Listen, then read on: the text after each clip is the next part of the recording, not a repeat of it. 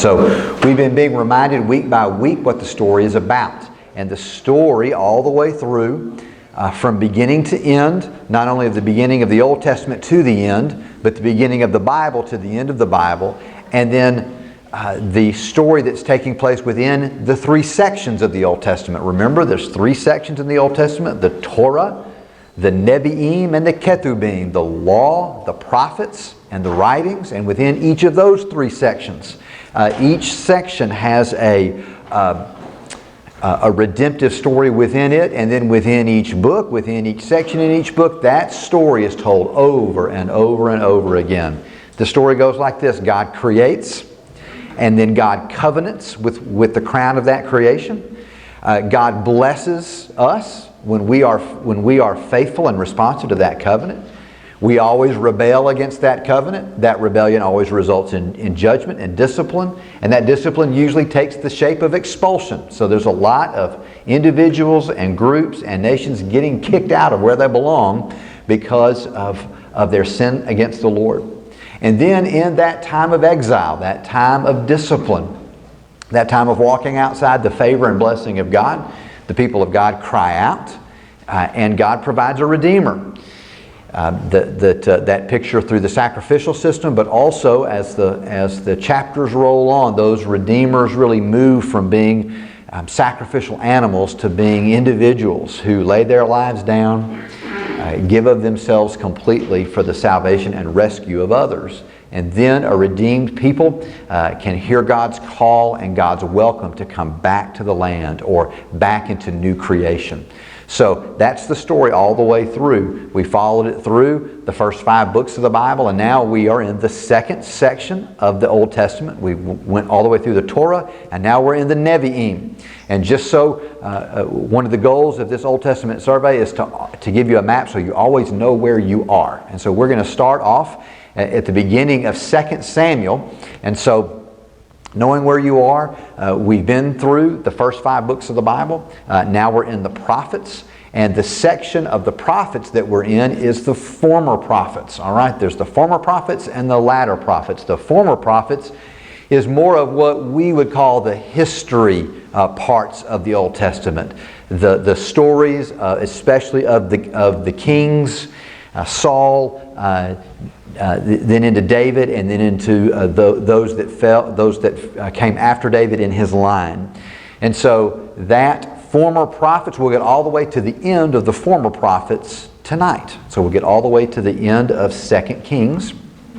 And then once the former prophets are complete and the prophetic section of the Old Testament, then the latter prophets begins, and that starts with Isaiah. The latter prophets can be broken into 2 groups: the major prophets and the minor prophets. All right? I know we got a lot of prophets going on, so let me go back over that with you. There's former and latter, and then within the latter prophets, there's major and minor. And the major prophets are 3, and the minor prophets are 12. The major prophets are Isaiah, Jeremiah, and Ezekiel.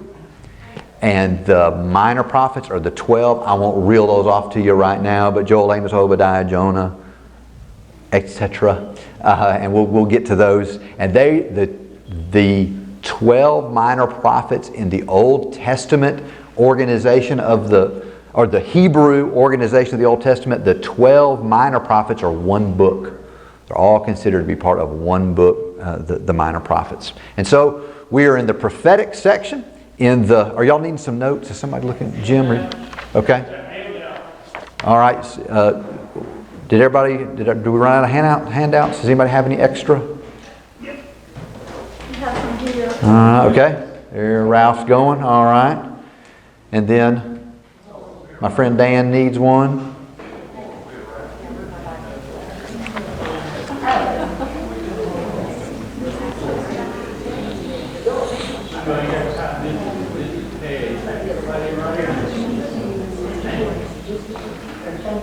Sorry about that. I got excited and launched in.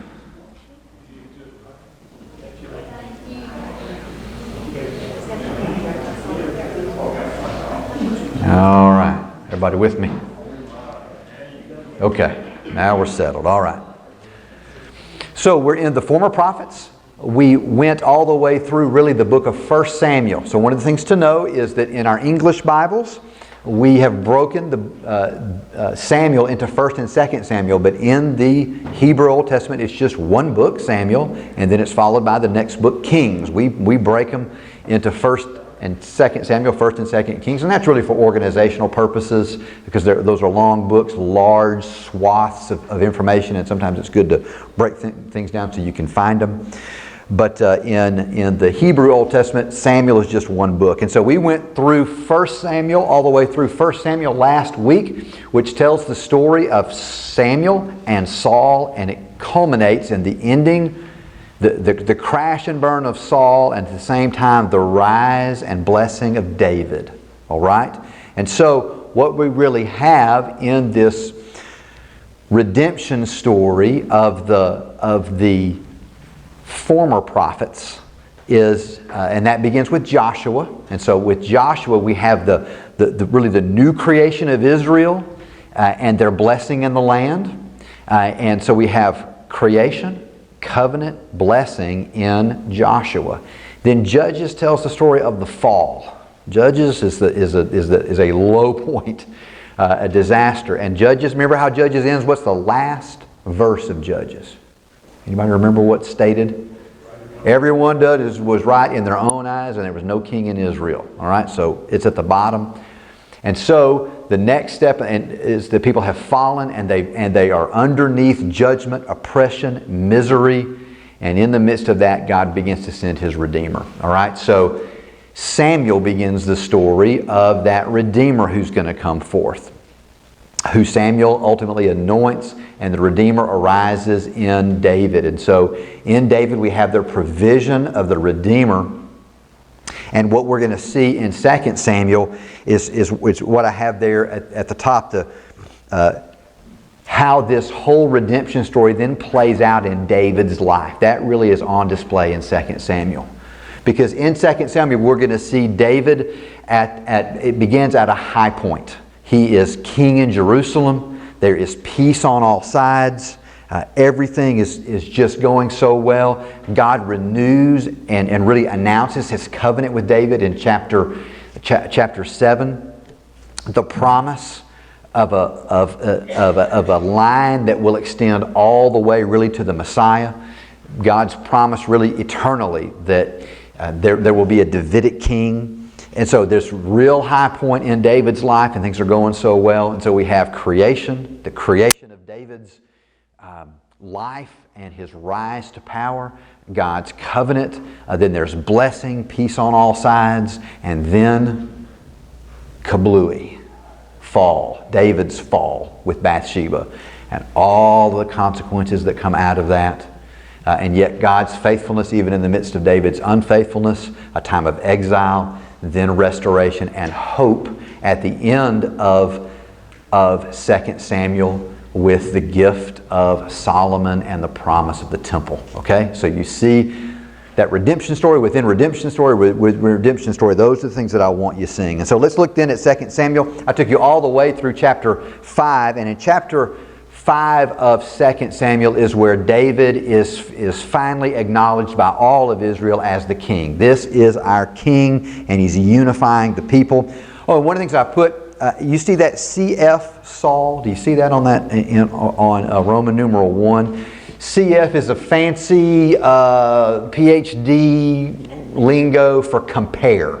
And so if you see CF, it just means compare. One of the things that the writer of 2 Samuel is doing is he's reminding us to compare Saul. Remember Saul's reign and see how David's reign is distinguished from it when David is being blessed, and when David is behaving like Saul when he experiences difficulty and discipline. Okay? So what you have in chapters 5 through 10, first of all, is the establishment of Jerusalem as a political center. It's a Jebusite city. David and his men take the city and they establish it as the place that's really going to be the capital city, the political capital of Israel. And in doing this establishment of Jerusalem, he is also defeating the nations, and you have this picture of Joshua's project of driving out the nations. David is really continuing that, and in some ways bringing it to a moment of conclusion. In chapters 5, chapters 8, and chapters 10, we're told the story of David defeating the various enemies, the Philistines and the Amorites, all the people that Saul failed to defeat, and actually defeated him. Then David has these victories. So the establishment of Jerusalem as a political center. Then secondly, the establishment of Jerusalem as a religious center. Still and all the time of David's kingship, the worship of Yahweh is Yahweh's in a tabernacle. Now what's a tabernacle? Well, it's a tent. Okay? It's an unusual way, but it's the way that God has decided He wants to be worshipped. But now that tent has been set up on the top of a hill in Jerusalem, and that's where God is going to be worshipped. But anybody know what the problem with the tabernacle is as David begins to settle in there at Jerusalem? What's missing out of the tabernacle? The ark. The Ark of the Covenant is still in Kiriath Jearim under Eli. The ark had been lost. It had been carried off. The Philistines, man, they thought they got something great, didn't they? It didn't work out too good for the Philistines, and so they send it back to, it's like a gift they didn't want. So they send it back, but everyone's afraid of it, and so it landed in a little town called Kiriath Jearim, and created quite a blessing for the family that was taking care of the ark. But David is the one who wants to bring it back to Israel. Or he wants to bring it back to Jerusalem and get it settled once again in the tabernacle. But what's David's mistake? David makes a little mistake with the ark. That's right. He puts it on a cart pulled by, I think, some oxen. And he's bringing it in, and the oxen stumble, and the cart goes bumpity bump, and it looks like the Ark of the Covenant is going to slide out the back and fall on the ground. So a man named Uzzah reaches out to put his hand on the ark to steady it, right? And what happens? He dies. It makes David mad, right? But he dies, and that scares everybody again, so the process stops. And I learned something. James and I were talking just a little bit ago. Every time I go through this material, I find things that I've never seen before. And so, and if we have time, I'll give you something you came across with Elijah that I have no knowledge of ever knowing until James pointed out to me. But another thing that I noticed is, so what was the problem with carrying the ark on the carts? That's not the way they're supposed to. Because that's not the way God said He wanted it done. That's not the way He wanted it carried on poles. He made that real clear. By Levites. A special group of Levites. But here's something else I had never noticed before.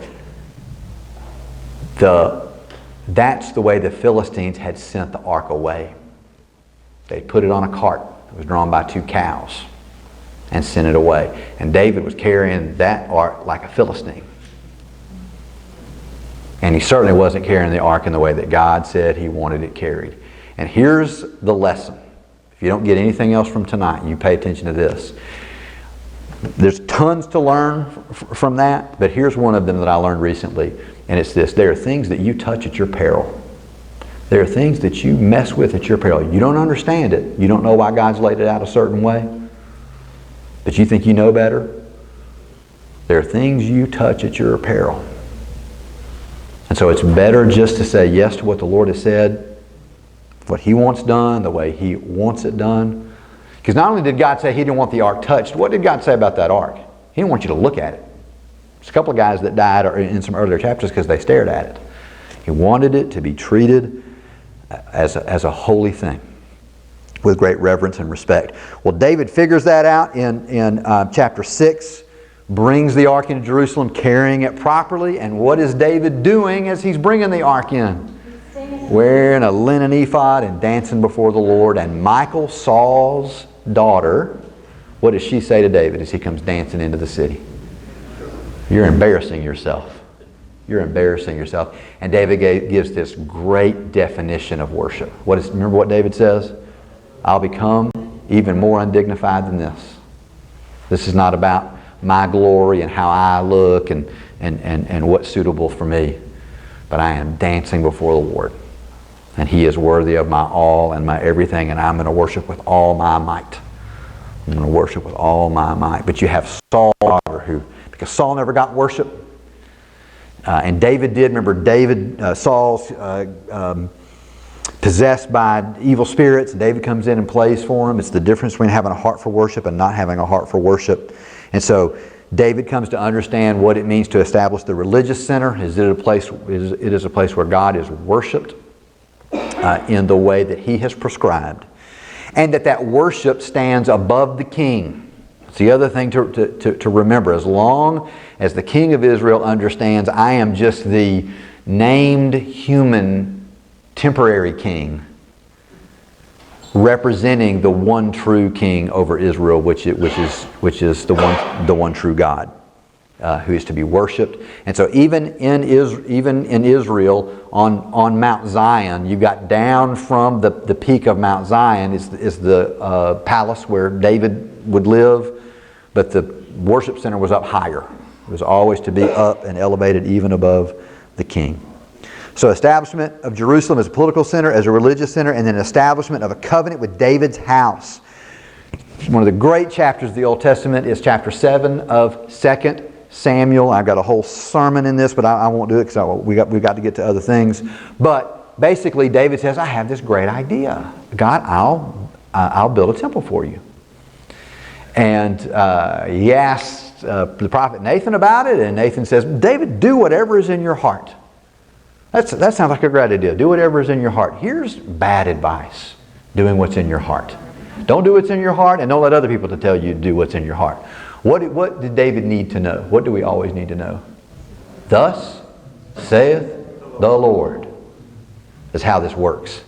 And so God wakes up Nathan in the middle of the night and says, hey Nathan, buddy, you get a F for this day in your prophet job, because you didn't tell David what the prophet is supposed to tell David. So go wake David up and tell him, I didn't ask you for a temple. I didn't say I didn't like my tabernacle. I like it, mostly because I'm not contained in anything that anybody can make. And then here's the deal, and here's where it turns beautiful, is the Lord says, David, you're not going to build me a house, but I'm going to build you a house. Isn't that good?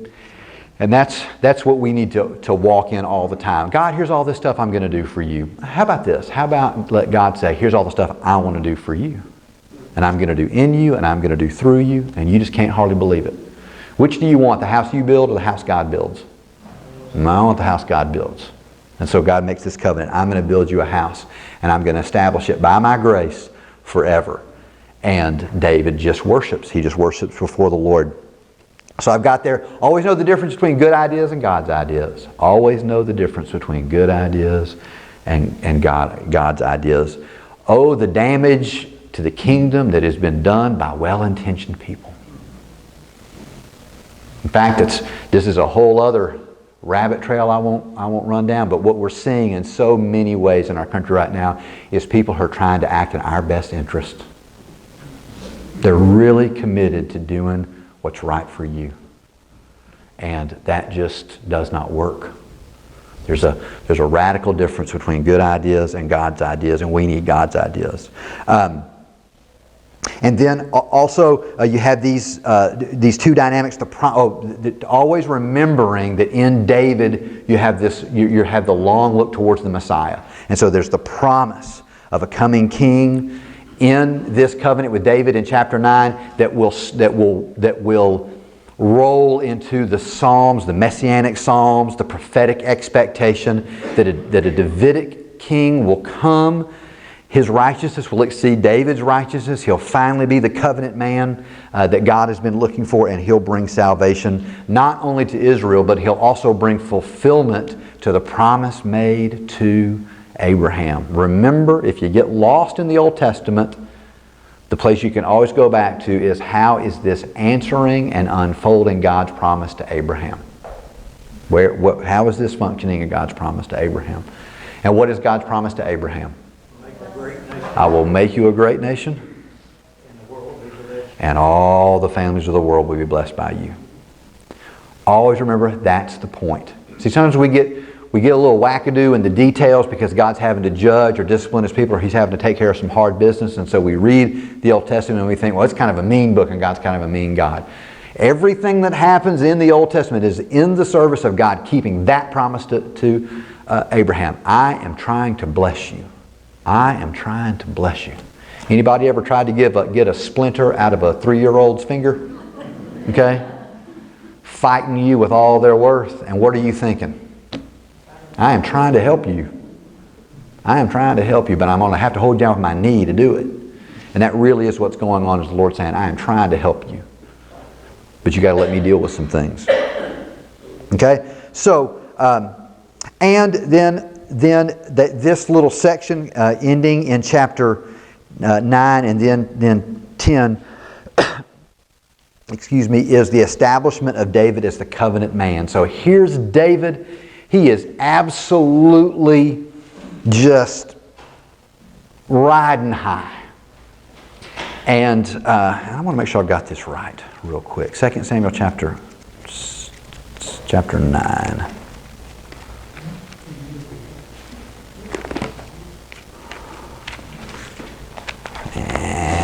Sorry, y'all.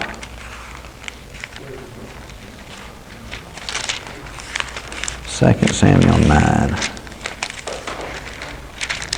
Yes, that's it. Is the wonderful story of Mephibosheth. Now, one of the things about Mephibosheth is that it's fun to say, and that if you can say it correctly, people are impressed by you. But here is David. Absolutely everything has come to him. He's been faithful. God's answered it. He's being blessed. And he says, who can I bless? Who can I bless? Please hear that. Here is the proper attitude of the covenant man or the covenant woman. God has blessed me richly. The wrong attitude is, because I'm so wonderful, of course God would bless me. Why would God not want me to give me great stuff? Wrong. Blessed to be a blessing. That's back to Genesis chapter 12. I've been blessed to bless others. And so David says, who in the house of Saul can I bless? Now what is interesting to you about that particular statement? Who in Saul's house can I bless? Why is that a little bit interesting and maybe even shocking? Yeah, man, Saul is, you wipe out the enemy. You don't bless them, you kill them. And did Saul's family deserve it? In Old Testament terms, absolutely they did. But David says, I'm not going to come down on them. I'm going to bless them. I'm going to bless them for Jonathan's sake. I'm going to bless them because I've been blessed. And so Mephibosheth, this little broken person, lame, can't walk. I think he says at one point in this, when David calls him in, why are you talking to this dead dog? I'm useless to you. And David says, you're going to come right into me, and you're going to be my son. I'm going to let you be my son, just as you would have been Jonathan's son. And that is a picture of the covenant person. And so, and then chapter 10, David just continues to have success against his enemies. He's pushing the enemies of God out of the promised land and establishing the people in the land, and everything is going great. And then chapter 11, oh no, verse 1. Then it happened in the spring at the time when kings go out to battle that David sent Joab and his servants with him to Israel, and they destroyed the sons of Ammon and besieged Rabbah, but David stayed in Jerusalem. Big mistake. Peace on all sides. Who can I bless? And then David's up there and decides it's time. It's a little me time. It's going to be a little me time. And what we're going to watch from the rest of this is the great definition of sin. It keeps you. It costs you more than you wanted to pay. Keeps you longer than you wanted to stay. There's a third thing, and I can't remember it. Anyway, it's a sad, sordid tale that will bear consequences to the end of David's life and beyond. That's what I love about the Bible, is it still tells the story, but let it be a warning to you. Let it be a warning to you. And so David decides, going to have some me time. And I put in there in scare quotes the danger of success. Ooh, you need to be vigilant. It's right in the middle of the time when everything is going well that David makes his biggest mistakes. I call it the Bathsheba affair. Peace on all sides, everything's going great, and then quickly it devolves into adultery, murder, cover-up. And a couple things I want you to catch real quick, because you're always following these great and ancient and consistent themes, is you do have this Adam-Eve dynamic in the fall, and you'll see that routinely throughout the rest of the Kings.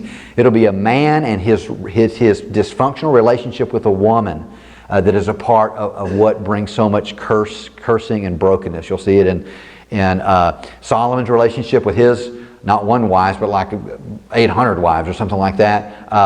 Ahab and Jezebel, you'll see that dynamic all the way too. We are called to be in world-changing covenant relationship with one another that blesses the world. Or we get that messed up and turned around, and then we pour out brokenness upon the world. And then Cain and Abel elements as well. You've got Uriah, this great guy, one of David's mighty men, right? One of his brothers. But he kind of won't quit being so darn righteous and good. And so David has to knock his skull in to get the plan to come back together. And that really is a contemptuous brother. And David suddenly finds himself living in the spirit of Cain. The people would just do what I want them to do. Quit being so righteous. I could get all these plans to work out. And we've always got to be watching the Adam and Eve dynamic in our lives. We've always got to be watching the Cain-Abel dynamics in our lives. Have any of you ever suddenly found yourselves behaving like Cain? You didn't mean to, but all of a sudden, contempt and revenge driving us along. It can even happen to David. All right? And so then the confrontation with the prophet. The other thing you want to keep your eye on, what section are we in? What section of the Old Testament are we in? Remember? We're in the prophets, right? And so while the kings are really center stage, they're kind of up front, the prophet is always keep your eye on the prophet. And so here comes courageous Nathan. There's so many fantastic things about the Scripture and even the Old Testament. This is one of those, another fantastic moment. Nathan tells David a story, right? That's why stories are so good. And he's just reeling David in, right? David's a shepherd, and it's a story about a sheep, and a guy who steals a sheep from a little poor family. And remember what David cries out? What does he say? Man, tell me who that is. I'm going to get him. He deserves to die. And then Nathan is like, and this is just what Bubba and I can tell you, when you're a preacher and you've pulled everybody in and then you slam the trap shut, it is a lot of fun. I got to believe on some level that when Nathan says, you're the man, then he goes, boom, because it got him. And what's different about David and Saul is that David hears the prophetic word that just blows him to smithereens, and he drops on his knees and he says, you got me. You got me. Where Saul, it was always an excuse and blame. This one didn't do that. That's not what David says. Even though he's the king, he realizes, if you read Psalm 51, you'll see David's heart. I did it. And there is forgiveness. There is forgiveness. We'll learn a bit more about that forgiveness from the Lord in Psalm 51, but there are also consequences. Very, very, very devastating consequences. And I've got Moses in a parentheses there. Even David, even Moses, when they step out of God's will, there are devastating consequences. With great responsibility comes great consequences when we abdicate that responsibility. And so the Bathsheba affair then sadly opens the way. This is in the fall and expulsion portion of David's life. That leads to Absalom's rebellion. So you see, first of all, the family dysfunction. Once again, Adam and Eve and Cain and Abel.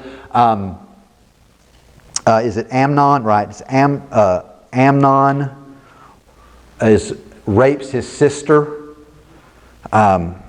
Tamar. And so you got that. That's as dysfunctional as you can believe, a man raping a sister. But then you have Absalom's terrible, and you have Amnon's terrible resentment, and then Absalom's terrible. So you got these brothers that are warring against each other and have terrible resentment and contempt for one another. So much so that Absalom, to avenge his sisters, the injustice that's been perpetrated upon her, Absalom kills his brother. Absalom kills his brother and then runs off out of Jerusalem. And what you see I have there in chapter 14 is David's reluctance to redeem. So David's not paying attention to what's going on in his family. He's not giving serious attention to those dynamics. And then Absalom commits murder, goes off, and eventually it's the prophets who have to come to David and say to David, you need to bring your son back. How long are you going to go out of relationship with your son? And I actually think it's Joab, along with some prophets, that basically come to David and say, David, pay attention to your son Absalom. Things are broken here. And so David invites Absalom back to Jerusalem, but he still never meets with him. He still never talks to him. My point is this. David, like many men, great king, great in his professional life, but can't ever get the family side of things managed well. Isn't willing to navigate the complicated dynamics of family in a way that pleases the Lord. And so there's a reluctance to redeem, even though God's been very generous and gracious to him. And so resentment of Absalom turns to revenge. Eventually, David's own son Absalom starts to go around Jerusalem and stir up people. David's doing a bad job. You need to let me be king. And he starts to pump up an army and eventually rebels against his dad. David is expelled from Jerusalem. He has to leave town. Absalom commits these horrible, basically he rapes David's concubines in the sight of everyone. And so you've got that, once again, that whole sexual sin, sexual immorality, that's all swirled around in this. And so David finds himself from the last part of chapter 15 through 17, he's kicked out, betrayed, and humiliated. Kicked out, betrayed, and humiliated. There's a guy, I think it's Shimei, I think that's the guy's name, that's yelling at David. The whole time he's trying to get out of town, he's got this guy screaming at him, calling down curses on him. And one of David's mighty men says, let me go kill that guy. Remember what David says? The Lord may be telling him to say that stuff. And if anybody needed to hear it, it's me. So sometimes you just got to be willing to take your medicine. And so David regroups. The Lord gives him some counsel and wisdom. Absalom is destroyed. He gets remember how he dies? He gets his hair caught in a tree, pulls his mule out from underneath him, and then I think again it's Joab that kills him. And David weeps over his son. Remember, he's so upset and downtrodden that eventually I think it's Joab that has to come to David and say, look, everybody's been fighting for you and standing up for you and getting you back to town. You're humiliating them by acting more upset about your son than you are glad about what all these folks have done to you. David continues to have trouble here. And so David returns, but all the damage is done. All the damage is done. What Nathan says to David is the sword will never depart from your house after the Bathsheba thing, and that is certainly the case. And then a guy named Sheba, chapter 20, he also rebels against David. David puts that down. But after David's sin with Bathsheba, there's never peace inside of his home or outside of his home anymore.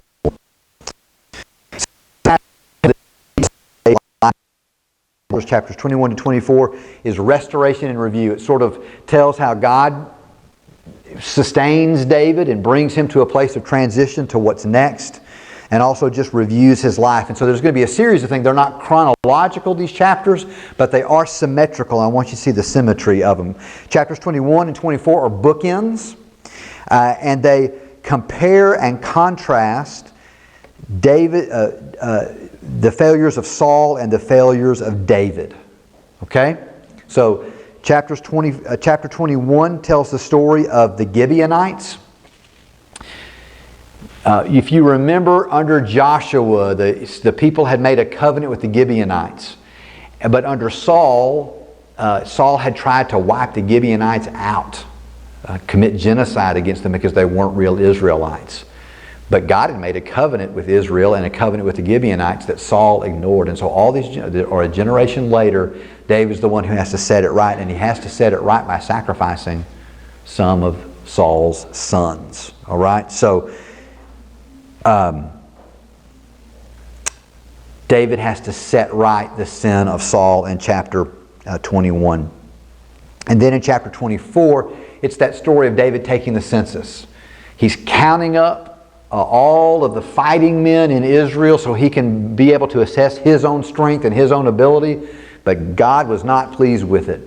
Plagues fall on the nation and people are dying. And David goes out to confront the angel of the Lord and beg him and intercede for his people. And David purchases some ground from Araunah the Jebusite and makes a sacrifice there, and he stops the consequences of his sin that are falling on the rest of the people. And that site is also the site where Abraham sacrificed Isaac, and it is the site where the Holy of Holies will sit. Isn't that cool? And David says again this wonderful thing about worship.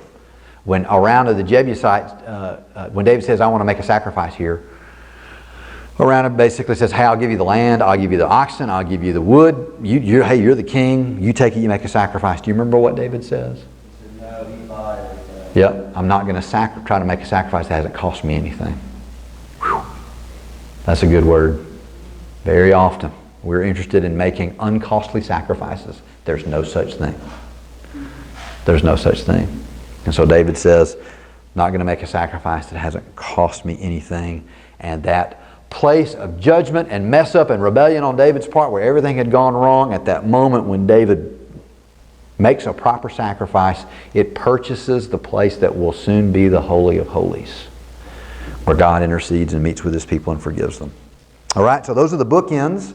And then the interior chapters inside of those two bookends are these great stories about David's mighty men. And so in chapter 21, it's really a telling about how David's mighty men take care of him. As he's getting older, he can't fight on his own. And so the men take care of him, and they fight these, I think it's 4 giants from Gath. And so it's like Goliath's brothers. And the mighty men take up that Goliath task, and they fight for their friend. And then stories of, in chapter 23, tells the stories about the mighty men. There's 3 real special guys, and then 30 mighty men, and then this beautiful story where David, during his, this is why it's not chronological, this is from a time when David was out in the wilderness, when Saul was after him, and he says, boy, if I could just have some water from Bethlehem, my hometown. I'm so down and I'm so discouraged. If I could just drink some of that good hometown Bethlehem water, no other water tastes like it. And his men hear that, and they go behind enemy lines, and they get him a flagon of that water, and fight their way back out and bring it all the way to him, and present it to him. Now, do you remember what David does with the water? He pours it on the ground. Now, if I had just risked my life to go get a cup of water, pours it on the ground, I'm like, what you doing? But remember, David once again is evidencing that spirit of true worship. He says, I can't drink this. It'd be like drinking your blood. I can't drink this. This is so valuable. This is the kind of thing you want to sacrifice. When you have your hands on the most valuable thing, you give that to the Lord. When you have your hands on the most precious thing, that belongs to the Lord. He poured it out as a drink offering before the Lord. That's the right attitude about worship. Once again, not, ooh, goody. Something for me. But I've been blessed to be a blessing. I've received grace in order to have a response of grace and obedience back for what's been done for me. And then the center of those, that's chapters 22 and 23. The center of all that is David's worship. There's just 2 long poems that David writes. Now, he writes a lot more poems than that. Where are David's poems found? Book of Psalms. But 2 poems are here, and they really have 3 themes. One is grace. God, you found me and rescued me. You picked me up and protected me even though I didn't deserve it. God, you keep your covenant. So it's grace, covenant, and then looking to this future king that's coming. And if you want a great, simple definition of what Christian theology is, it's grace, covenant, and the promise of Jesus. You hang on to those 3 things and you've got about 99% of Christian theology bound up right there. But what you see, even to the end, is David is a worshiping man. He's a worshiping warrior, and that's a great combination. And even though his story is that redemption story, we find here at the end of 2 Samuel this hope for the future. Okay? Then on into Kings. What I have there is the title for Kings is Creation, Covenant, Blessing, Fall, Judgment. And I've got judgment in italics there because the main theme of the book of Kings, 1st and 2nd Kings, is judgment and hope for David's line in the prophets. And so this redemption story is going to be told over and over again, but it's mainly a story of David's lineage failing to keep covenant. David's lineage failing to be faithful to God's covenant. All right, so let's dive right in. After David, who's next? Good old King Solomon. All right, Solomon's reign and the temple construction. That's in the first 11 chapters of 1 King. So we're telling this redemption story. So you have the rise, the birth as it is of a young man. And in these early chapters, Solomon will say, I don't know anything. I don't know what I'm doing. I'm just a young man. And he obediently asks for wisdom to be the kind of leader God wants him to be. So you have the rise of a new king in Solomon, but also what I call there Davidic ambivalence. Because on one hand, David blesses Solomon, and the blessing is very similar to Moses' blessing of Joshua. You can do this and be strong and be faithful to the covenant. God will be faithful to you. And then next on our agenda, Solomon, is we got to plan the murders of everybody else. And so these chapters are filled with political intrigue, and you've got Bathsheba involved again, kind of roaming around and pulling strings for her son. You've got David's passivity. One of the reasons why things are a mess at the end and this is a bad transition from David to the next person, is because of David's passivity. He won't take charge of his family. And so he wouldn't say who's going to be king next. And so another one of David's sons thinks I think it's Abijah or something like that. And David's passivity continues to create problems for his family, terrible violence. And as I said, all that is juxtaposed against this beautiful picture of a Joshua-like transition of power. And then a season of blessing out of Solomon's life. Chapters 3 and 4 are really a focus on Solomon's wisdom, where God basically says, Solomon, you can have anything you want. I'll give you anything you ask for. And Solomon asks for wisdom. And then there's some stories about how that wisdom is on display. The chopping the baby in half story is right in there. And then the construction of the temple in chapters 5 through 8. And the reason why Solomon is able to construct the temple is because he is a man of peace. That's what Solomon means. He's a man of peace. And now that he's in this season of peace on all sides, now he can construct the temple. And so I'm going to talk a little bit about the temple, because I know you want to know a bunch of stuff about that. So this is the construction of Solomon's temple, a move from the tabernacle to temple.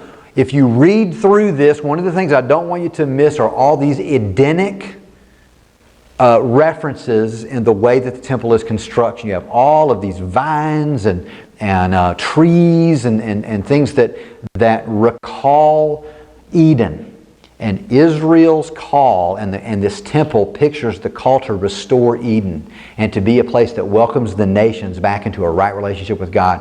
What went on in the Garden of Eden when everything was going well? What would happen in the cool of the day? That God would come and meet and walk with His people. And the temple is where that would happen, that God would come and meet with His people. It would be a place where heaven and earth touch. All right? That's why all of the temple imagery is ultimately fulfilled in Christ.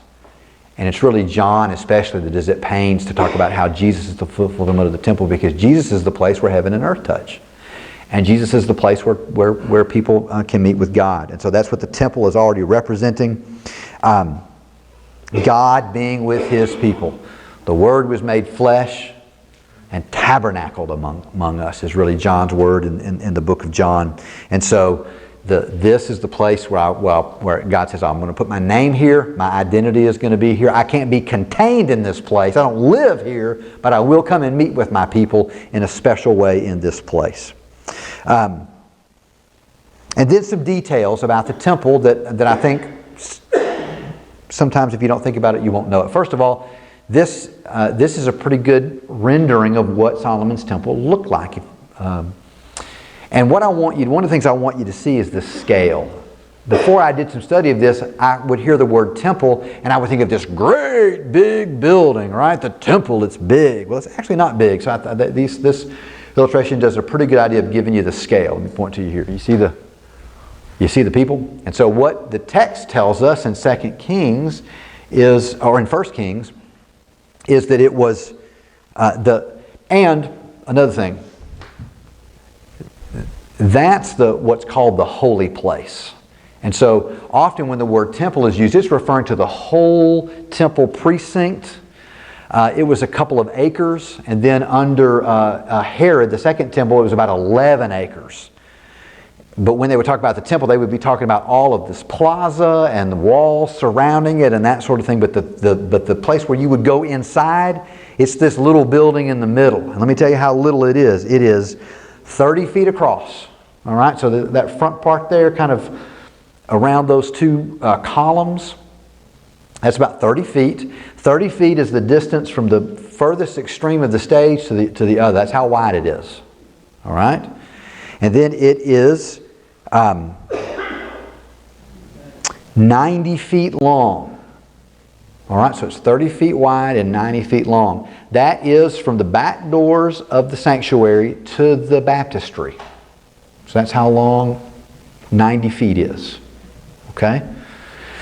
And then 45 feet high. And here's the thing. And then it was divided into the holy place, and that's where the menorah. And so Sharon had a menorah, so there it is. And and there were 10 of these in the temple, and they kind of were lined up on each side. And the table with the showbread was there. The incense would have been burning inside the holy place, and then there'd be a curtain. Some cherubim that were carved there, a curtain, and behind that curtain was the most holy place. It was also very likely a set of stairs that went up. So there were stairs that went up on the Temple Mount, and there were stairs that would go up into the holy place, and then you go along till maybe about right there, and then another set of stairs would go up into the most holy place. And once a year, that's where the high priest would go, and behind that curtain was the Ark of the Covenant. All right, where the priest would go on the Day of Atonement. So the reason it's not very big is because very few people actually would go inside. We're accustomed to going to church. Well, everybody comes inside at church, but only a very tiny few people in their lives would ever open their eyes behind those doors that you see right there. That's where Zachariah is. Zacharias, when he's John the Baptist's dad, when he's praying and burning incense at the beginning part of Luke's gospel. But that was probably the only time in his life he had ever been in there. And he had never been into the most holy place. You go back there, God will kill you. So it's not very big, and very few people ever actually went inside of it. All right? The action... Oh, here's the other thing that I think is cool. So at several different places throughout, there's cherubim that divide the Holy of Holies from the rest of the holy place, and there's cherubim that are over the Ark of the Covenant. And this occurred to me today, and I'd never thought about it before in all of my thinking about these things. What's the significance of all the cherubim being modeled in and around? Where's the last time we hear about cherubim at the Garden of Eden? At the Garden of Eden. Isn't that cool? And what were the cherubim put to do at the Garden of Eden? Keep you out. And in this, that's some sense their job, is to guard it and to keep people out. But also at critical moments, at special times, the cherubim would let you in. The cherubim would let you in. And that's what Israel is their purpose and their goal. And then that's what the church is called to do, is now we are the people who let people back in the garden. And Christ is the way that lets people back into the garden. I just thought that was neat. File that away. So where the action took place was on the altar. And so when you hear about the altar at the temple, the altar is not inside the building. It's out here in front. You see it with the smoke going up? And it was great big. It's probably bigger than that. Great big with steps going up onto it. It's flat on the top. And it was a ginormous barbecue. You know, all the time as animals were being burned. It's likely some sort of channel came out going out that way and then turning this way, which is south, because the blood would flow all the way. They found these channels in Jerusalem all the way down to the Valley of Hinnom. All that blood would eventually flow from the animals. Then the bronze sea, the thing with bulls on it, and that bowl sitting on top, that's where the water was kept. We put into laver so that the priests could wash things and wash themselves and wash utensils and that sort of thing. But the thing to catch is that the worshiping and sacrificing is not going on inside. It's going on outside and out in front on that great big altar. All right, so that's to give you a little bit of perspective. And so Solomon leads in the building of this temple. And then the blessing of the temple. Oh, there's one more thing that I thought was interesting that I'd never seen before. So you got the curtain, and you got the Holy of Holies behind the curtain, but the writer of 1 Kings is careful to say you could see the poles sticking out from behind the curtain on either side. They left the poles inside of the rings, and you could actually see those sticking out from behind the curtain. Now, why do you think, because they don't give you all the detail you might want about what stuff looked like and that sort of thing, or how it was arranged, but they tell you about those poles sticking out. Any thoughts about that? What were the poles for? To move it. God's just reminding them, I do not have to stay here. I do not have to stay here. And so just be reminded, I'm a God who's on the move. You can't lock me up in here, and I don't stay on your terms. And really what you see in Ezekiel is that the presence of God leaves. That's really what Ezekiel is picturing in those opening chapters. I just thought I'd never seen that before either. So, building of the temple, the Shekinah glory comes. God makes a covenant with Solomon. Even through chapters 9, you have these stories of Solomon's wealth and his wisdom, and the Queen of Sheba comes, and the nations are coming from all over, and Israel is as big as it will ever get in its ancient history. Just they continue to expand, blessing on all sides, but you have the fall. In chapter 3, verse 1, early in Solomon's reign, we're told that he marries a woman from Egypt as a political alliance. And that's kind of said, and then it moves right along.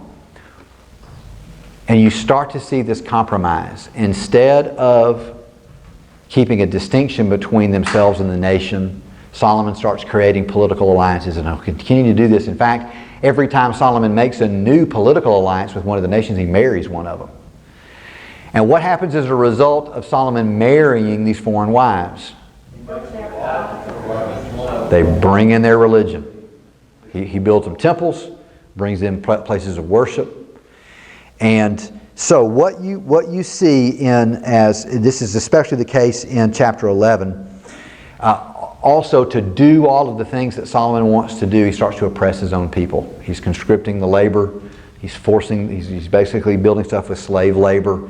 And that slave labor is going to be the thing that causes civil war and causes the people to fracture. So in Deuteronomy chapter 17, verses 14 through 20, you have this description of what the king is supposed to do and what the king is not supposed to do. And what are the three things that Deuteronomy says that the king is not supposed to do? He is not supposed to amass a lot of wives. He is not supposed to amass a lot of wealth. And he is not supposed to amass a lot of horses. And what does Solomon do in chapter 3? Bang, bang, bang. And eventually a prophet comes and says to him, you've screwed it up, Solomon, and there's going to be consequences as a result of it. And so that's how Solomon's life ends. And we'll go over this in more detail, but what book tells us about the end of Solomon's life? Ecclesiastes. Had a long, hard season. And finally learned what I should have never forgotten, which was just do what God says. Just do what God says and you'll always have everything you need. And so you have the fall of Solomon. And then the next section opens up beginning in chapter 12. Israel divides and slides. You have Rehoboam. Rehoboam is Solomon's son, but he's a jerk and he keeps oppressing his people. And he's given his wise and old counselors, by the way, give him great advice, which is you need to back off of oppressing these people. They're starting to lose confidence in you. And Rehoboam listens to who? Listens to his young counselors, and he talks real ugly to the northern tribes that are focusing all their energy and their attention in the south, and in one tribe, the tribe of Judah. And so it's Jeroboam becomes king in the north. The 10 tribes just leave. Okay, that's what creates the northern kingdom. So this is where you get the southern kingdom and the northern kingdom. The southern tribes are Benjamin and Judah, and the other 10 tribes are the ones that remain. Okay, and this is where the kingdom divides. And so Rehoboam is the king in the south, and he still has the Davidic line. Jeroboam becomes the king in the north, but he's just kind of a rebel, and he is not in the line of David. And so none of the northern kings are going to be in the line of David. I've got this in my notes a little bit later, but I'll go ahead and tell you now, because one of the hard parts of reading the rest of 1 Kings and then into 2 Kings is there's all these kings, right? There's just king after king, and it's Joachim and Jehoiachin and Jehoiakim and then Ahijah and Abijah and Elijah and Rebijah and Ahijah, and they start to run together, right? The other thing is it tends to alternate between the north and the south, and so you got to pay attention to that as well. Here's a basic little tool. There's basically 20. It's going to tell the story of 20 northern kings and 20 southern kings. All right, 20 northern kings, 20 southern kings. They go 0 for 20 on northern kings. They're all bad. Okay? They're all bad. 0 for 20. And one of the reasons it's 0 for 20 is they're not in the line of David. But it's also because they're major idol worshipers. There are 8 good southern kings out of 20. That's not that great, but it's better than the northern kingdom. So 20 in the north, 20 in the south, no good kings in the north, 8 good kings in the south. All right? And they kind of alternate back and forth. So that may help you sort of hold things together. So, and as I said, the kings of Judah are so-so. The kings of Israel just get worse and worse and worse and worse. And in chapter 15 and 16, it really, for the northern kingdom, it reaches its massive low point with Ahab and Jezebel. All right? Things just go down, down, down, down, down. You get Ahab and Jezebel, and they are... they're bad. All right? And you see that. The Kings 20 each. Oh, and the criteria by which they're judged, you'll see that's the last thing there on that page, is did they worship God as the only God? I got mono there, that's monotheism. Did they uphold monotheism? Did they get rid of idols or promote idol worship? And thirdly, did they maintain covenant faithfulness? If they did those 3 things, they did well. If they didn't do those 3 things, then they were evil kings who walked in the ways of their fathers. All right? So, and then remember a couple weeks ago I told you that if you get lost in a particular book, you go to the center. All right, and you sort of can get reoriented about the main theme of the book and the main idea of the book at the center. Well, right at the center of the book of First and Second Kings, so at the center of Kings is 1 Kings chapter 17 to 2 Kings chapter 8. Y'all get that? So that's the center part of the whole book of Kings. Y'all follow me? And the center part of the book of Kings is not the story about two kings. It's the story about two prophets. The center of the book of Kings is two prophets. You know who those prophets are? Elijah and Elisha. So Elijah and Elisha sit right at the center of the story of the kings of Israel after David. All right? And so once again, the most of the activity in these books, the activity is the activity of the kings. But the superstructure is the activity of the prophets. At critical moments, it's the prophet that steps out of nowhere and puts things back on track. And so these prophets arise. You already have the hints of the prophetic role in Samuel and his confrontation with Saul, in Nathan and his confrontation with David, the confrontation of the prophet with Jeroboam. You've already see a prophet arise, and their job is to keep kings and people accountable to the covenant. And the good prophet says what he has to say, and the chips fall where they may. They get threatened, they get killed, persecuted. And then you have one repeating theme is when a priest pulls punches. And you'll have some guys at the last second, they'll chicken out, or they won't do exactly what they're supposed to do. And when a prophet chickens out, what happens? Okay, so that's another thing to remember, because we're all called to be prophets, priests, and kings now that we're in Christ. And so the big temptation for us is don't say things that people don't like. Don't say things that you're upsetting everyone. And if you'll quit doing that, then we'll be your friend. I think it's a Bugs Bunny cartoon. Don't you believe it? That's not how it works. God's people are called to tell the truth and trust the Lord. Let the chips fall where they may.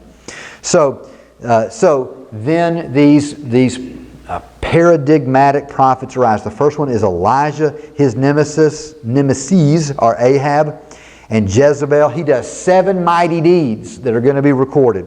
And some, I won't do all 7, but some of them are the prophets at Baal. Great story up on Mount Carmel. Elijah calls people to make up their minds. And so the prophets of Baal set up their sacrifices and they call all day long for God to send down fire. It doesn't happen. And then Elijah builds his altar, puts the sacrificial animal on the altar, douses it in water, and then he just humbly prays to the Lord. The Lord sends fire from heaven, consumes everything. I think it even burns the rocks, doesn't it? It burns everything. And a great victory is won for the Lord. The second mighty deed, the confrontation over Naboth's vineyard. Remember that story? It so well pictures just how wicked and evil Jezebel and Ahab really are. Naboth has a vineyard. Ahab wants it. Jezebel engineers Naboth's murder. Ahab takes the vineyard as a result of that, and then here comes Elijah. And Ahab he says to Ahab after the defeat of his prophets, "There you are, you troubler of Israel." And Elijah's like, "I'm not the one troubling Israel." And then he comes along here for Nathan's vineyard. He says, "Here you come, my enemy has come to talk to me again." And again Elijah says, "I'm not your enemy, God is. And it's because you've done stuff like this and now you're in big trouble." And what's interesting is, what is Ahab's response to being told the kingdom is going to be taken away from you because of this? He repents. Old Ahab repents. And God says, "I'm not going to kill you today. You're still going to lose the kingdom, but I'm not going I'm not going to let it fall on you today. And so, as hard as the Old Testament is, we always need to be looking for that thread of grace, because it runs clearly all the way through. And then, of course, I don't have time this evening, but the beautiful story of Elijah's discouragement and his return. It's almost like the fall of Elijah. He wins this great victory, and he runs all the way back to King Ahab to say, I've been telling you, Ahab, our God really is, the God of Israel really is the one true God, and you should be following Him. And Elijah's probably expecting this great response. Hey, Elijah, you're right. But what does Ahab say? Remember what Ahab's response is? I'm going to kill you. I'm going to kill you. You're a dead man for doing these things. And it's sometimes we get the most discouraged when someone knocks our breath out when we're not expecting them to do it. Isn't that right? And for whatever reason, that just flies all over Elijah. And he says, you know what? I quit. And he just walks out into the wilderness and lays down. And God, just kill me. Everything I do is a failure. This is a joke. I'm all by myself. This isn't worth it. And he gives up. Any of y'all ever felt like that? We all have. But even in that fall of Elijah, God meets him and restores him and says, come on, let's go on a little journey. And then he says, Elijah, I want to, and this is the deep theme of all of the Scripture, is what the Lord says is, Elijah, you're behaving like someone who worships me because of the stuff, when stuff goes their way and when they get what they want. And then when something doesn't go their way, well, then they're out. And so he brings them God brings Elijah to the mountain of God and puts him in the cleft of the rock. And then there's a earthquake. And what's next? I can't remember. There's an earthquake, and there's fire and wind. Earth, wind, and fire. Maybe some disco going along there as well. But what does the Scripture say about those things? God was not in them. And then it gets real quiet. And what happens? Still, small voice. It says, go back the way you came. Keep doing what you're doing. Work's not finished. Got somebody for you to anoint. Got things going on. And you're not alone. 5,000? 7,000 haven't bent their knee to me. We're not done. And really that's the message of Job. It's Satan's thought about you. Is the only reason you serve God, the only reason why you're sitting up here listening to me ramble on Wednesday night is because you think you're going to get something out of it. But let something go really bad for you and you will pack it in. That's what Satan thinks about you.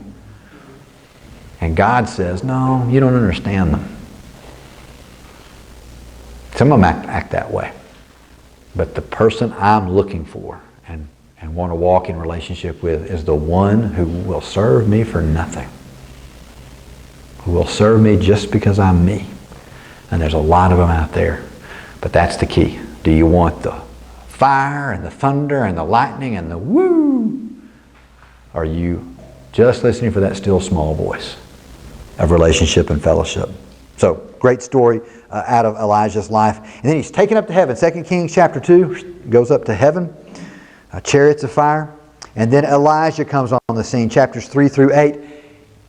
Elijah has 7 mighty deeds. Elisha has 14 mighty deeds. Why does Elisha have 14 mighty deeds? He asked for a double portion. When he put on that mantle, asked for a double portion. I think that's pretty cool. Asked for a double portion, and God hears that and responds to that. And so Elijah has these mighty deeds. Many of them mirror Elijah. So there's widows and there's children being raised from the dead and things like that. And then many of them are stories without any comparison to axe head floating and stew being made good, and bears killing teenagers. That's got to be and And bears defending bald men. So all you bald guys out there, you need to feel that's right. That's right. God loves you, and He'll send bears to kill people who make fun of you being a bald head. A great story. All of us have wished bears would kill teenagers at some time or another, and so there you go. Bring on the bears. That's right.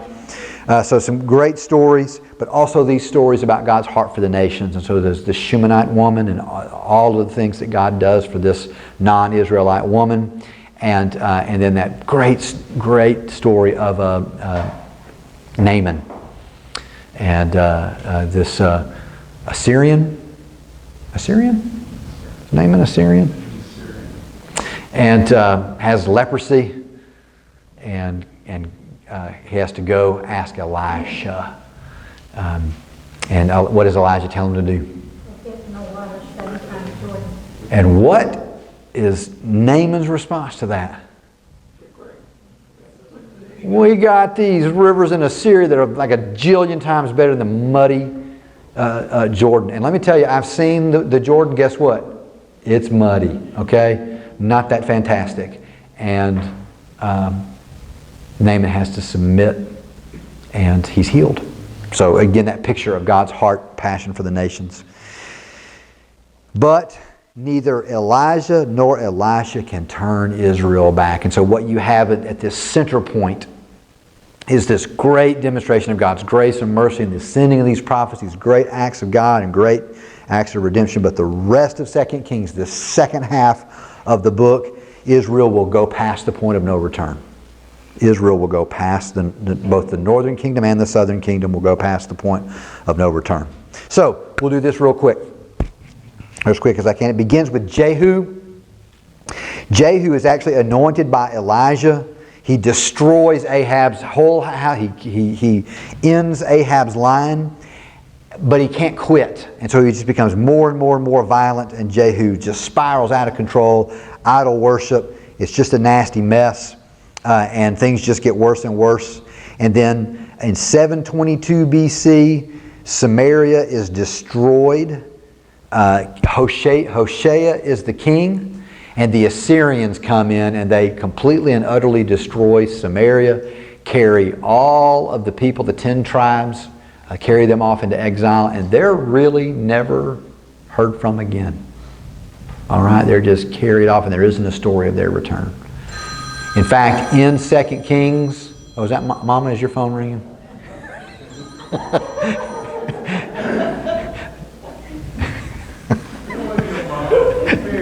It's okay when it's your mama. Okay. So when you hear about the 10 lost tribes, have you heard that phrase, the 10 lost tribes? It's those northern tribes, off they go. And 2 Kings tells us the story of the people who are left are allowed to sort of worship God, and they're sort of Jewish, but then a lot of other people mix in as well, and it really is laying the foundation for Samaria. And so that's and even in Jesus' day, this mixed people, they're mixed ethnically and they're mixed religiously, and that's why, one of the reasons why the Jews could not stand the people of Samaria. So, the northern kingdom is destroyed, 722 BC, and there's this theological interlude in 2 Kings chapter 17 where the authors of the book pause to say, here's why the northern kingdom was destroyed. It was because of their idolatry that they were crushed and scattered. It's because of their idolatry. They would not worship the one true God. But they ran after idols. And so they're destroyed. So, step one of this process is the northern kingdom is carried off in 722. And so then beginning in chapter 28, it's Judah alone. All right? Judah and Benjamin are still these southern tribes. It's the area around Jerusalem. And as Assyria weakens, it's like Assyria gets real close to destroying the southern kingdom as well, but things start to go wrong. Assyria weakens, and there really aren't any competitors for a little while. And so Judah can sort of sit there and maintain their independence. And so Judah alone. There are some good kings in this section. Hezekiah, if you remember him, the Assyrians come right to his door, and he goes into the temple and he puts out these bad letters that the Assyrians have written that, you guys are going to get it, and your kings or your gods can't help you, and you just need to surrender and wave the white flag. And Hezekiah goes outside the next day, and the Assyrian army is gone. They're just wiped out. And Hezekiah didn't have to fight. God fights for him. But like we have in this cycle, good King Hezekiah, and he's very faithful, and this revival breaks out, and he stands up for the things of God. But at the end of his life, quits paying attention. He lets the Babylonians in. And they come wander around and learn about all the fortifications. And then the Lord says to Hezekiah, what are you doing? You let the enemy in, and now you're going to lose the kingdom. And sadly, do you remember what Hezekiah says? As long as I die in peace, whatever happens next, that's what happens. And by the way, my senior adults, that's always the danger. We're near enough to the end. We've kind of got our bread buttered on both sides, and things are going well. And so if other things around me are kind of going in the wrong direction, well, that's just a problem for those young folks. It's an impermissible attitude for wise senior adults. Is that you're to keep at it and paying attention and working until you go meet Jesus. And so he gives up at the end, and it brings a great harm to the next generation. Another great king, Hezekiah's grandson, I believe, is Josiah. And things have gone badly wrong, but in chapters 22 and 23, Josiah finds they lose the Bible. And one of Josiah's prophets goes into the temple, which isn't really being used, and they dig up a copy of the Bible. And Josiah has it read, and he just weeps and tears his clothes, and we're not doing right, and print up this law, and let's read it to everybody. And so it's a restoration of the Word of God. It's a restoration of the worship of God. And Josiah goes out and cleans things up. Does a great job. Oh, somebody have a question? And then, but between Hezekiah and Josiah, the worst king, Manasseh, chapter 21. Now, what makes Manasseh such a terrible king?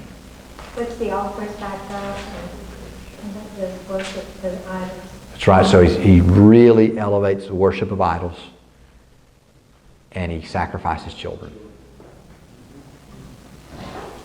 Now, I've preached this before, but I'll take a moment to preach it again. It's when you start killing the babies that you're in big trouble. And God says, you know what? That's it. Now that's it. And it'll mention it several times. I've got there 24:3. God will mention it again. When he's carrying them off into exile, he says, I want to remind you, Manasseh put the final nail in the coffin. Manasseh put the final nail in the coffin. Started killing those babies, sacrificing them to Chemosh. And that wound that up. So much so that Josiah, who comes after Manasseh, he's doing well and restoring things, and they're reading the law, and this revival takes place. They start having Passover again, and Josiah's just trying to do the next right thing. And then he seeks out a word from the prophetess Huldah. If any of you are looking for a great baby name for a girl, Huldah. Seeks out the prophetess Huldah, and they just say, what does the Lord have to say about Josiah and all that's going on? And through Huldah, here's what the Lord says. He says, Josiah's done a great job. I appreciate what he's done. But you're still going into exile. You're still going into exile. I'm not going to be able to do what I need to do in bringing salvation to the whole world with you as you are. So you finally signed up for the bonus round. And the hammer's going to fall. You're going to pass the point of no return. That's a tough word. It's a passage that frightens me on a lot of different levels. But that's what happened. So it's too late. The decision has been made by the Lord. Exile is going to happen. And so in chapter 24, Babylon invades. And one of the things I'm going to show you in just a second is Babylon, it's a series of invasions over a number of years. But this first invasion, as they carry off all the temple vessels, and all the best people. And then they come again, and Babylon destroys the city and the temple. In chapter 25, Zedekiah rebels against Nebuchadnezzar. And one of the things about the destruction of the destruction of the temple, so already the vessels had been carried away. So that's kind of that's the first whack, is to carry the temples, the vessels out. But in the description of the destruction of the temple, it's like the construction under Solomon in reverse. It's kind of crazy how they just lay it out. Each part is chopped and busted and melted down and carried off. These big columns, Boaz and Joachim are the names of the columns. If you're ever playing Bible trivia and you know Boaz and Joachim are the columns, I mean, you probably can win. So I'm just telling you that right now. Pure bronze, these. And them Babylonians yanked them things down and hauled them off.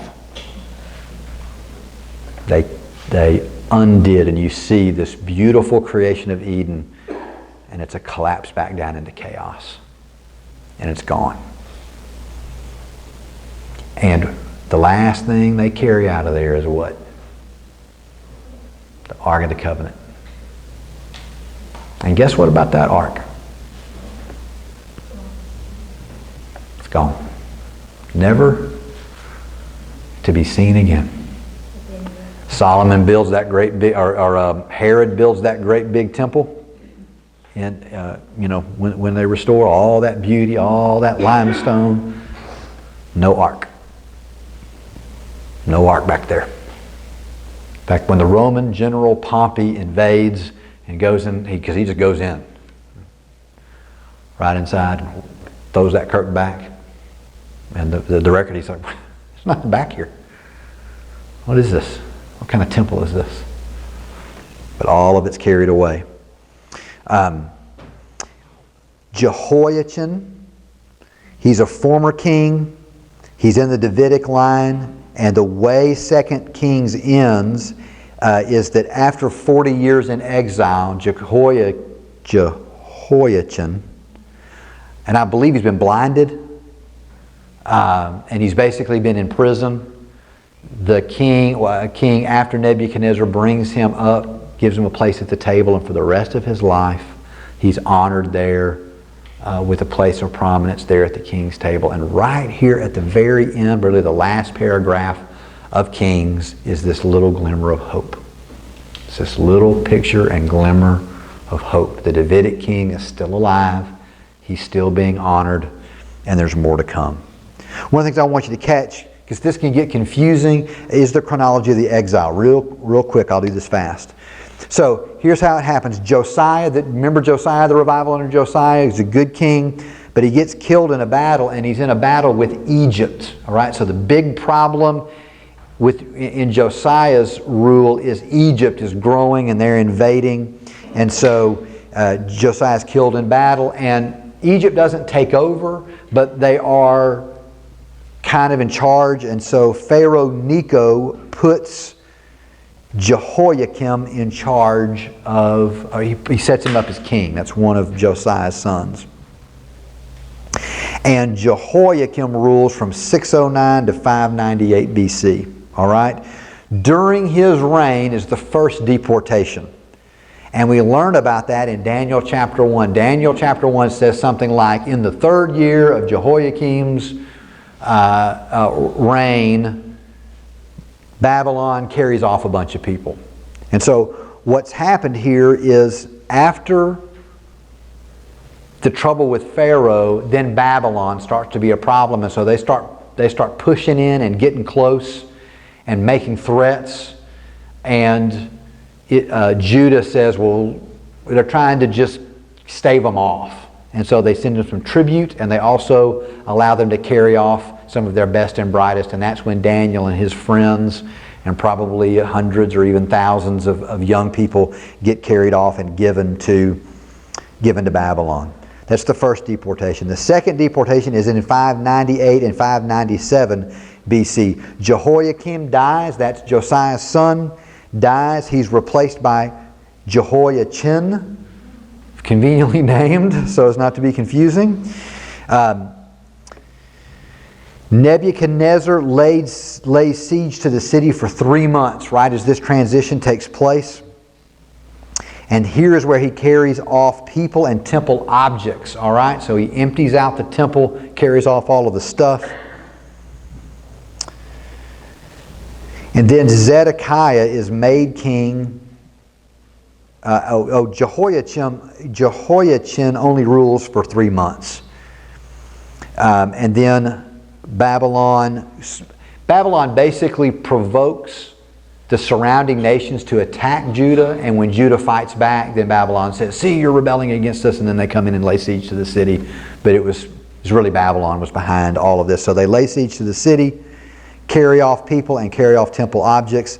But then they put Zedekiah, I think that's another son of Josiah, is made king by Nebuchadnezzar in 597. And things are relatively peaceful for a little while, but in 594, he conspires with Egypt against Babylon. Now chronologically, this is Jeremiah's time period. And so Jeremiah is the one who counsels Zedekiah, don't do this. God's not in it. You're going to get in big trouble. Egypt is not going to help you in a pinch. You're just going to make the problem worse. You're going off into exile no matter what. But Zedekiah does it anyway. This conspiracy, all it does is make Babylon really, really, really mad, and that leads to the third deportation. And most of the time when we talk about the exile, that this is the date that you'll hear, 587 BC. Have you ever heard 587 BC? Maybe you haven't. But anyway, that's often referred to as when Judah went off into exile, but it actually had been happening for maybe 20 years. Babylon had been slowly choking Judah out. And so they lay siege and they raze Jerusalem to the ground, is how historians put it. They come in and they deport anybody who's worth anything. They kill everybody else. And then they knock the whole city down. They knock this temple down. They just tear it to the ground, and then they pull the walls down. They do not want anybody even living there. And David's city is flattened. David's city is flattened. And that's how the story ends, except for this little whisper, last paragraph. This Davidic king is being invited back to the table. And so this is how the former prophets section ends. And it ends in hope. It ends in waiting. And that really is how each section will end, is difficulty, hardship, and hopeful expectation. All right? You've done very well. My plans were to let you out early. I have not done this. But I haven't let you out late either. So I didn't put your homework on here. And I have no idea. Is anyone keeping all these in their notebook? Anybody have the first? Do you have the first lecture? Say it again. Isaiah through Ezekiel. Jim Peck says Isaiah through Ezekiel, so mote it be. Ezekiel, say it again.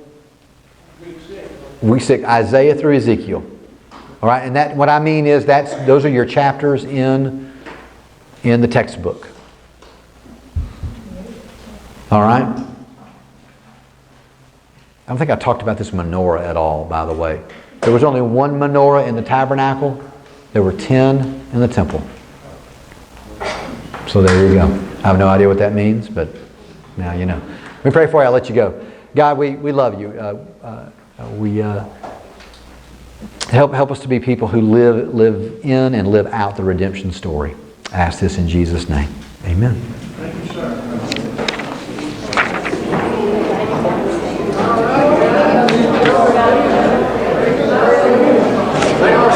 Here you go. Have mine. I'm out in the morning. What you got? I don't have a good excuse. I was out of town Yeah. yesterday, so I got you. home stuff to do. This is our first time to be able to come. We've had to be out of town for the other times. Did you give something out earlier for